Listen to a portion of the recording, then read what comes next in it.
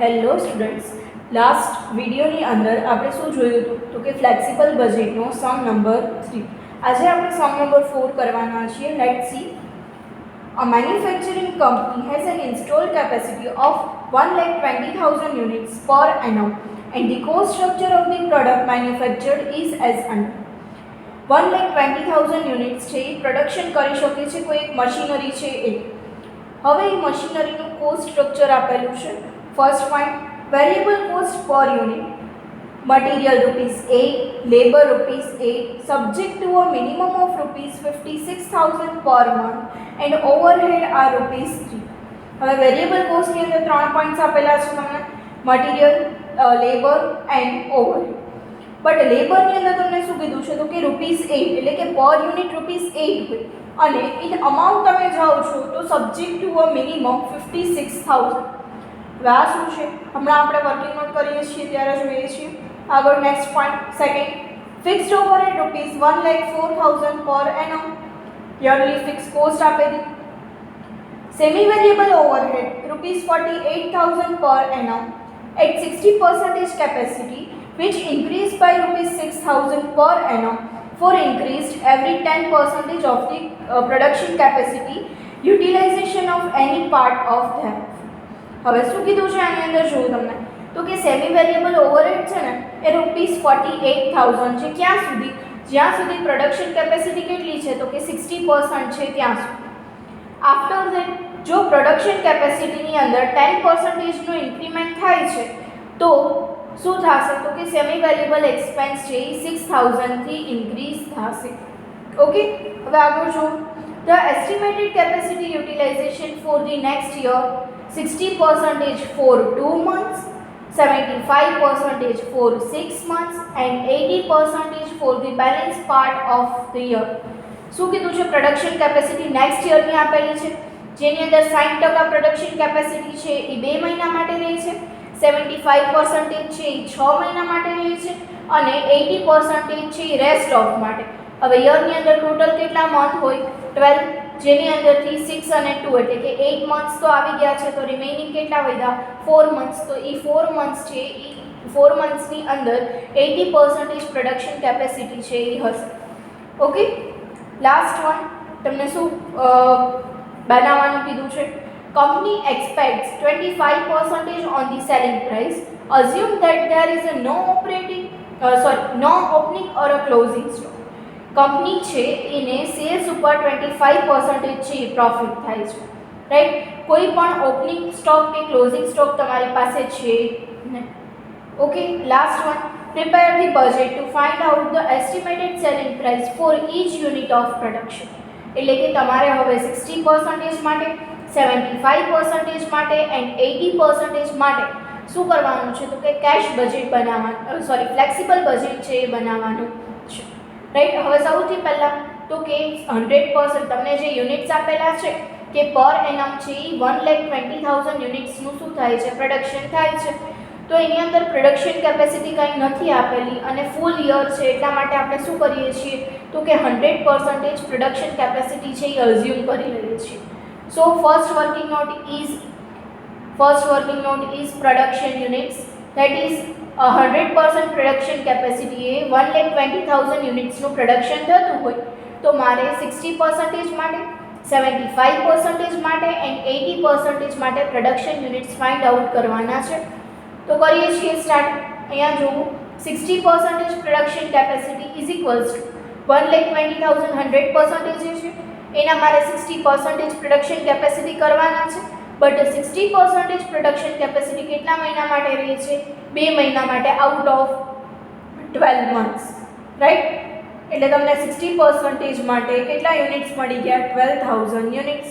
After that 75% production capacity 1,20,000 into 75% into, હવે 75 production capacity છે એ 6 months માટે રહેવાની છે આઉટ ઓફ 12, એટલા માટે મેં અહીંયા શું કર્યું? 6/12.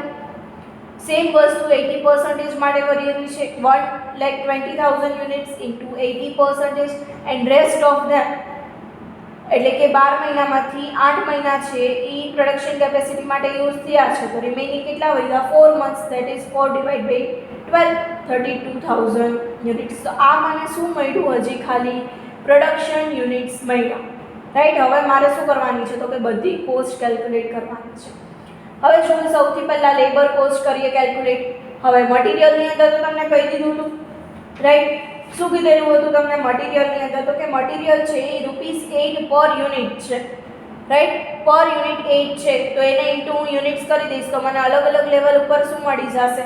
તો કે મટીરિયલની કોસ્ટ મળી જશે. મેઇન આવે છે લેબર, જેની અંદર તમને ઇન બ્રેકેટ શું કીધેલું હતું?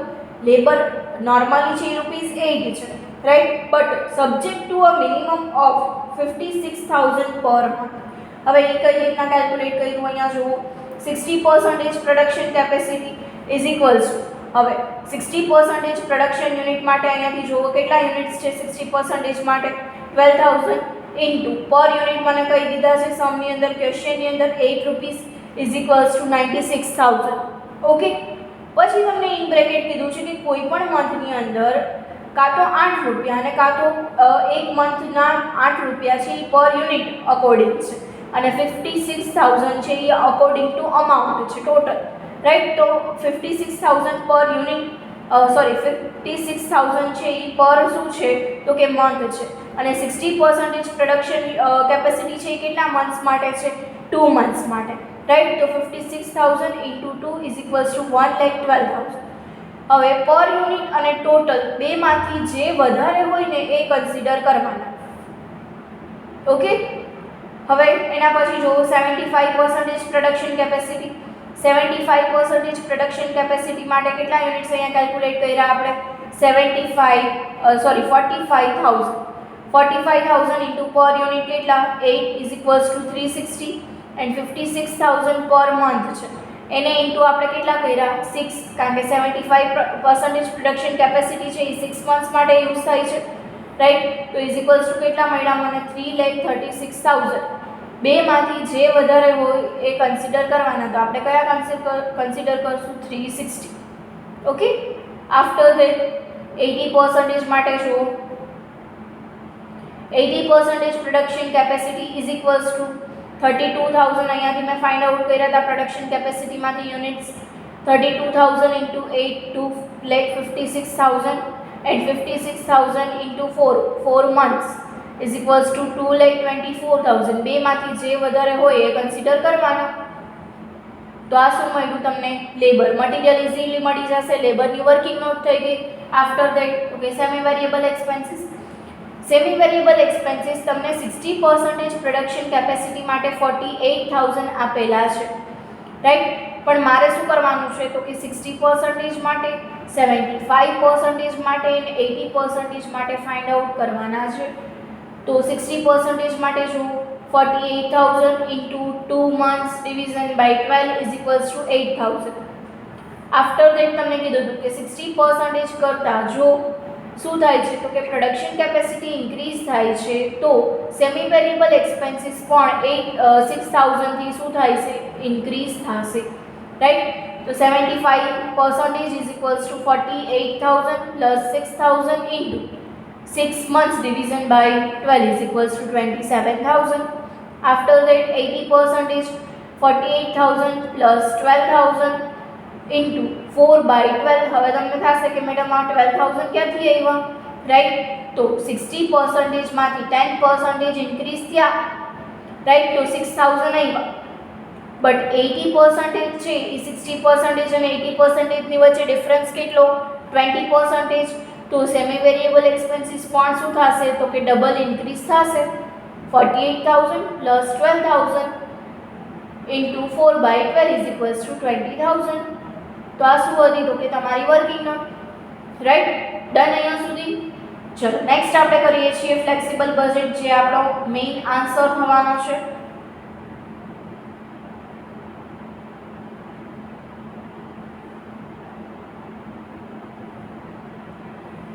Yes, let's see.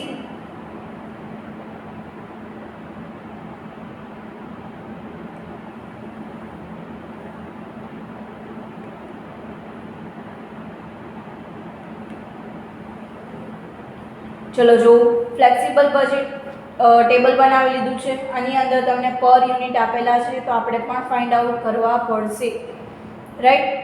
60% માટે, 75% માટે એન્ડ 80% માટે અમાઉન્ટ એન્ડ પર યુનિટ. સૌથી પહેલા આવશે વેરિયેબલ એક્સપેન્સીસ, જેની અંદર આવશે material, labour and overhead.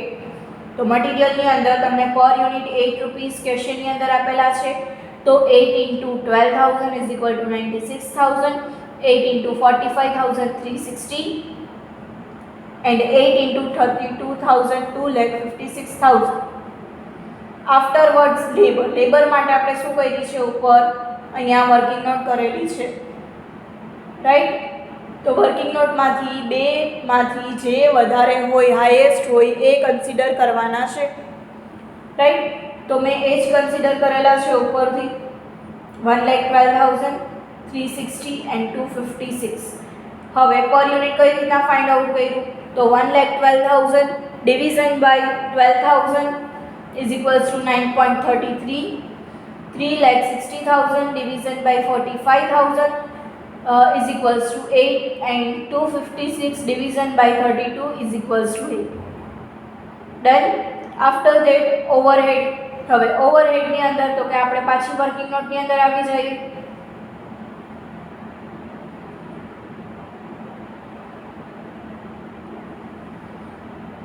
Overhead તમને ₹3 પર યુનિટ આપેલા છે, તો 3 ઇન્ટુ પર યુનિટ 60% માં પ્રોડક્શન યુનિટ કેટલા છે, 12,000.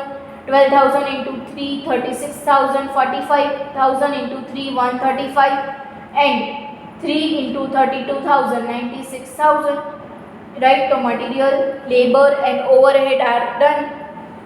એટલે કે તમારી ટોટલ વેરિયેબલ એક્સપેન્સ તમને મળી જશે, right. After that fix expense. હવે ફિક્સ એક્સપેન્સની અંદર તમને કહી દીધું હતું સામની અંદર કે ફિક્સ એક્સપેન્સ છે એ ટોટલ કેટલા છે, તો કે 1,04,000. તો અહીંયા જુઓ વર્કિંગ નોટ કરેલી છે, તો કે ફિક્સ એક્સપેન્સ ટોટલ છે એ આખા યરના કેટલા છે, 1,04,000.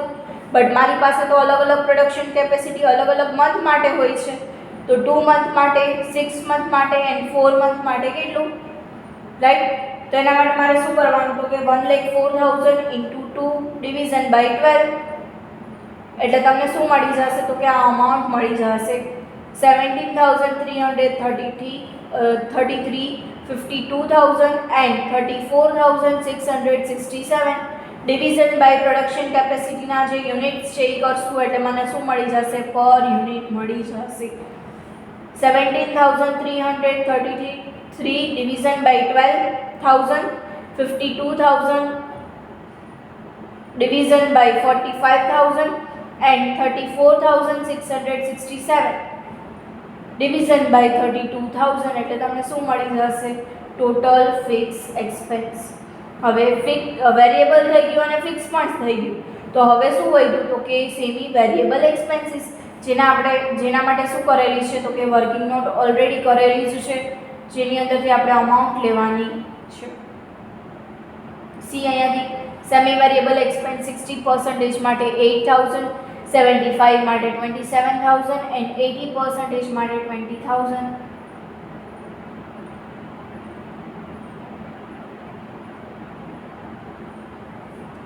જો એ જ આપણે લખેલી છે 8,000, 27,000 and 20,000 division by production units કરી નાખજો એટલે તમને શું મળી જશે, total semi variable expense C. હવે મને શું કીધું છે, ટોટલ કોસ્ટ. ટોટલ કોસ્ટ એટલે કે A plus B plus C, right. એટલે કે શું કરવાનું છે, ટોટલ કોસ્ટની અંદર variable expense plus fix expense plus semi variable expense is equals to total cost. બધાનું ટોટલ કરો, ડિવિઝન બાય પ્રોડક્શન યુનિટ્સ કરો એટલે મળી જશે, રાઈટ. પણ હવે તમને શું કીધેલું છે, તો કે પ્રોફિટ તમારે ફાઇન્ડ આઉટ કરવાનો છે, રાઈટ. હવે તો પ્રોફિટ કઈ રીતના ફાઇન્ડ આઉટ કરશો તમે, તો કે પહેલાં શું કરશું, અહીંયા ટોટલ કોસ્ટ કરો, અમાઉન્ટનો total 2,69,333 plus 9,34,000 plus 6,62,667 is equals to 18,66,000. Okay. A plus B plus C. હવે આફ્ટરવર્ડ્સ તો કે યુનિટ્સ ચેક કરો. પ્રોડક્શનના units total 12,000 plus 45,000 plus 32,000 is equals to 89,000. તો એ શું મળ્યું તમને? Total cost upon total units. તો પર યુનિટની કોસ્ટ મળી જશે. કેટલી મળશે તમને? 20.97 રૂપીસ, રાઈટ. પણ હવે મને તો શું કીધું છે? તો કે તમારે પ્રોફિટ ફાઇન્ડ આઉટ કરવાનો છે. તો એના માટે અહીંયા જુઓ, હવે આ 20.97 આવ્યો હોય એ કેવો હોય? તો કે 75% હોય. કારણ કે તમને શું કીધું હતું કે સેલ્સ ઉપર 25% પ્રોફિટ લાગે છે. તો સેલ્સમાંથી પ્રોફિટ છે એ ડિડક્ટ કરી નાખીએ. 100માંથી 25%નો પ્રોફિટ માઇનસ કરી નાખીએ તો રિમેઇનિંગ કેટલા વધે? 75%. તો 75% માટે જો પર યુનિટ કોસ્ટ 20.97 હોય તો 25% માટે કેટલા? તો કે 6.99. હવે પર યુનિટ કોસ્ટ ક્યારેય પણ પોઈન્ટની અંદર હોય નહીં એટલે આપણે એને શું કર્યું? રાઉન્ડ અપ કરી દીધી 7 પર યુનિટની અંદર, રાઈટ. એન્ડ ટોટલ કોસ્ટ તમે અહીંયા ફાઇન્ડ આઉટ કરેલી હતી. કેટલી છે? 20.97. એની અંદર પર યુનિટનો પ્રોફિટ એડ કરી દો. 20.97 પ્લસ 7 ઇઝ ઇક્વલ્સ ટુ 27.97 પર યુનિટ. રાઉન્ડ અપ કરી દો 28 રૂપીસ તો પણ ચાલે. ડન. આ હતું તમારું ફ્લેક્સિબલ બજેટ, જેની અંદર આપણે સમ નંબર 3 અને સમ નંબર 4 જોયા હતા. ડન. ઓકે, ચલો, થેન્ક યુ.